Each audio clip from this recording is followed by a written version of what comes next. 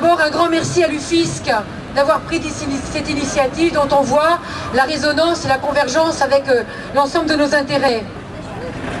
Nous appelons solennellement l'État à réaffirmer la place des arts et de la culture dans le droit commun des politiques publiques. Nous, fédération signataire de la Charte Éducation populaire et culture, rappelons notre vive inquiétude sur l'actualité des orientations et des choix budgétaires du ministère de la Culture et de la Communication qui remettent en cause le travail quotidien des associations et des réseaux d'éducation populaire engagés dans la diffusion, l'éducation artistique, l'action culturelle et l'éducation populaire.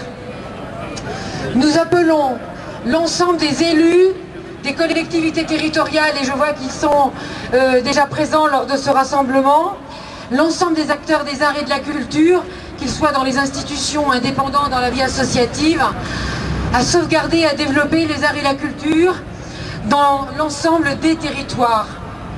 Voilà, alors les autres régions, j'ai deux choses à vous dire. Effectivement, actuellement, il y a des centaines et des centaines, comme ici, de personnes qui se trouvent à Strasbourg, à Lille, à Caen, en Bretagne, nous l'avons dit, en PACA, nous l'avons dit. Voilà, le mouvement se développe. Le petit bémol, et je voudrais être très ferme là-dessus, car je pense que ça va se reproduire. Nos copains, dans une très très belle unité, se sont vus refuser un rendez-vous il y a 2 jours à Poitiers avec le préfet.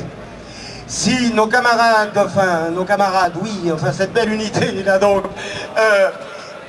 a retardé sa manifestation en Rhône-Alpes au 5 mars, c'est parce que le préfet refusait de les recevoir et qu'ils veulent voir le préfet. Voilà, je tenais à le dire, et effectivement, en région, il faut absolument rencontrer le préfet. Voilà.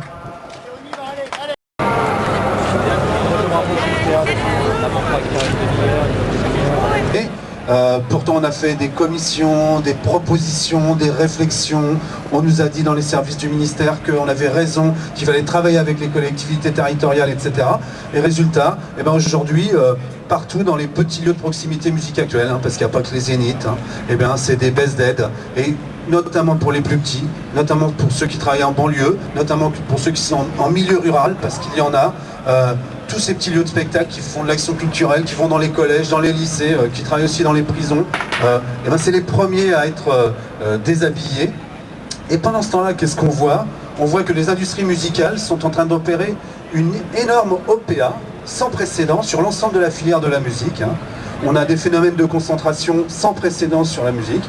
On parlait des majors du disque, mais maintenant, en fait, qu'est-ce qui se passe? C'est qu'elles rachètent les salles de spectacle, elles rachètent les boîtes de tourneurs, elles rachètent même les artistes, et que on voit les fournisseurs d'accès qui prennent un rôle de plus en plus important. On entend parler d'un nom d'une salle de spectacle qui est associée à un nom de fournisseur d'accès, etc. Et personne ne dit rien là-dessus.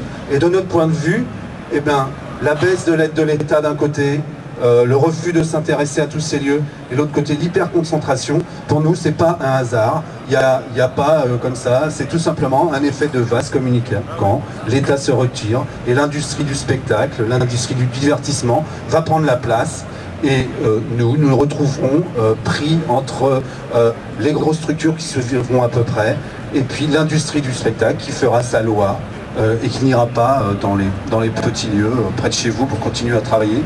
Voilà. Donc l'État passe la main et nous, on ne veut pas lâcher l'affaire. Donc on demande en premier lieu à ce que toutes les aides autour des musiques actuelles qui ont été données en 2007 par le ministère de la Culture soient reconduites, qu'on rediscute, et qu'on rediscute aussi avec les collectivités territoriales, parce que dans notre domaine, c'est vrai que les villes, les départements et les régions sont assez présentes, nous aident, et il n'est pas question que tout d'un coup, ils se retrouvent comme ça, mis au pied du mur par l'État. Donc voilà, c'est à peu près tout le message qu'on voulait donner. Et puis on continue à s'organiser en réseau, parce que c'est là qu'on s'est aperçu que la mise en réseau nous permet de continuer à travailler avec les gens. Donc on fait partie du RIF, et tous ceux qui veulent nous rejoindre peuvent le faire.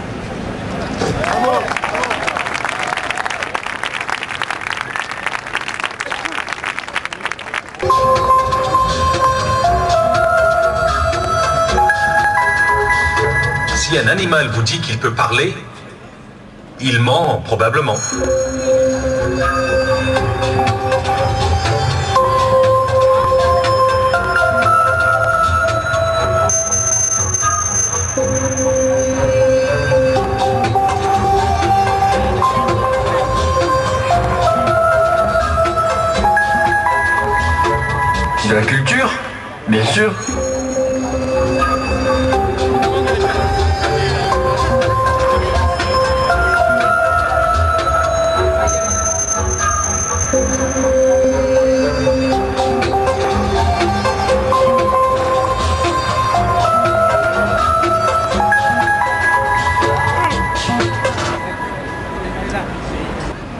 Alors la situation n'est pas bonne, mais je crois pouvoir dire qu'elle est voulue et même recherchée par le gouvernement.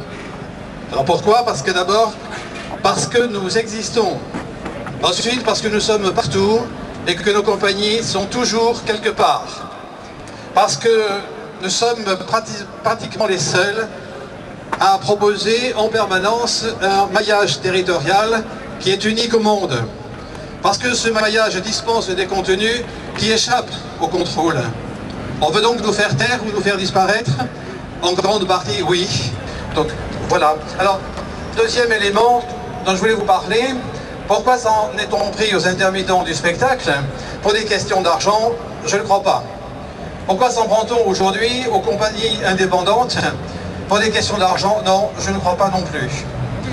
Ce qui est insupportable à un gouvernement de droite décidé, ce sont les pratiques professionnelles de notre secteur, innovantes et questionnantes, créatives et ouvertes, capables de faire de la création partout, de la création de tout et de la création avec tous. C'est un régime professionnel d'assurance chômage qui, au-delà de sa précarité, pourrait en faire réfléchir d'autres au moment où les modes de relation des salariés aux entreprises et le code du travail sont bouleversés. Ce sont les réflexions nouvelles que nous proposons sur la notion d'employeur-employé que beaucoup d'entre nous ont choisi d'intégrer dans la définition de notre statut professionnel. C'est le refus de la marchandisation de nos productions. C'est le choix de nous situer dans le cadre de l'économie sociale et solidaire qui rompt avec les traditions et les pratiques traditionnelles de l'exploitation de l'homme et de la femme au travail. C'est la volonté d'élargir le champ d'intervention des compagnies en investissant autour de la création des territoires nouveaux, en demandant à ce que l'artiste soit placé au centre de la cité, en participant à la création de liens sociaux, en travaillant en partenariat réel avec les structures intermédiaires.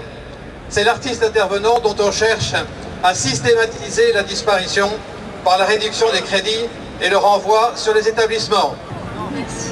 Bonjour. On a appris que nos options artistiques, danse, musique, art plastique, audiovisuel, sont largement menacées pour l'année prochaine. Donc ça fait déjà quelques temps avant les vacances scolaires qu'on a mené des manifestations, entre autres, pour essayer de les sauver pour les années à venir. Et on essaiera de reprendre des manifestations après les vacances. Donc il y a déjà des mobilisations étudiantes qui se font. Et qu'on ne s'y trompe pas, le gouvernement a entrepris une formidable action de déstructuration de notre secteur tout entier, mais aussi d'autres secteurs, la recherche, l'école, la santé, et j'en passe. La révision générale des politiques publiques, cette fameuse RGPP, quand elle aura produit ses effets, créera un paysage culturel, social, professionnel, policé, privatisé et régressif. Madame Albanel se déclare choquée par nos actions. Mais qui doit être le plus en état de choc par ce qui se passe actuellement? Les voix qui s'expriment dans les sorts de la République et la langue de bois, ou ceux qui investissent la rue pour crier leur précarité accrue? Qu'on ne s'y trompe pas, les luttes ne font que commencer.